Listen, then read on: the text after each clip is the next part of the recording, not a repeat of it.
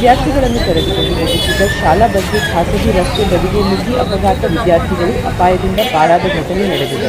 ಹೌದು, ಇದು ಚಳ್ಳಕೆರೆ ನಗರದ ಬೆಂಗಳೂರು ರಸ್ತೆಯಲ್ಲಿ ಶುಕ್ರವಾರ ಬೆಳಗ್ಗೆ ಸುಮಾರು 9 ಗಂಟೆ ಸುಮಾರಿನಲ್ಲಿ ಖಾಸಗಿ ಶಾಲೆಯ ಬಸ್ ಒಂದು ವಿದ್ಯಾರ್ಥಿಗಳನ್ನು ಕರೆದುಕೊಂಡು ಶಾಲೆಗೆ ಹೋಗುವ ಮುನ್ನವೇ ಬಸ್ ಬ್ರೇಕ್ ವಿಫಲವಾಗಿ ರಸ್ತೆ ಬದಿಯ ಗೂಡಂಗಳಿಗೆ ನುಗ್ಗಿದೆ.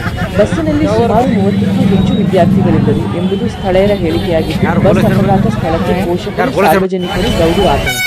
ಖಾಸಗಿ ಶಾಲೆಯ ಬಸ್ಗಳಿಗೆ ನಂಬರ್ ಪ್ಲೇಟ್ ಇಲ್ಲ, ಸವದೆ ಟೈರ್ಗಳು ನಿಗದಿತಕ್ಕಿಂತ ಹೆಚ್ಚು ವಿದ್ಯಾರ್ಥಿಗಳನ್ನು ಕುರಿಗಳಂತೆ ತುಂಬಿಕೊಂಡು ಹೋಗುವುದರಿಂದ ವಿದ್ಯಾರ್ಥಿಗಳ ಜೀವ ಭಯದಲ್ಲಿ ಸಂಚರಿಸುವುದು ಅನಿವಾರ್ಯವಾಗಿದೆ.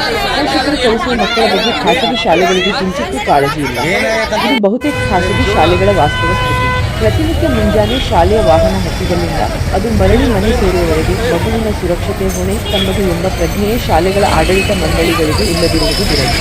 ಸಂಬಂಧಪಟ್ಟ ಪೊಲೀಸ್ ಇಲಾಖೆ ಹಾಗೂ ರಸ್ತೆ ಸಂಚಾರ ನಿಯಮದ RTO ಅಧಿಕಾರಿಗಳು ಖಾಸಗಿ ಶಾಲಾ ಬಸ್ಗಳು ಡಿಕ್ಕಿಯಲ್ಲಿದ್ದರೂ ಕ್ರಮ ಕೈಗೊಳ್ಳದೆ ಮೌನವಹಿಸಿದ್ದಾರೆ.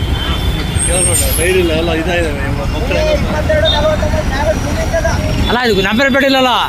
ವೀಕ್ಷಕರೇ ನೋಡ್ಬೋದು, ಇದು ಒಂದು ಖಾಸಗಿ ಶಾಲೆ ವಾಹನ.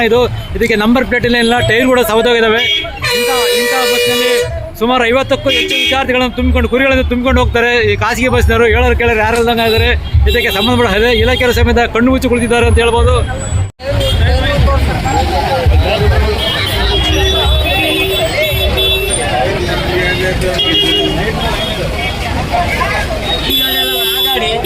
ಈ ಗಾಡಿ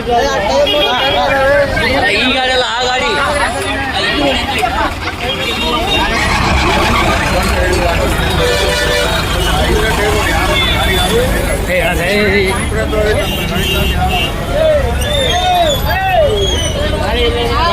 ಗಾಡಿ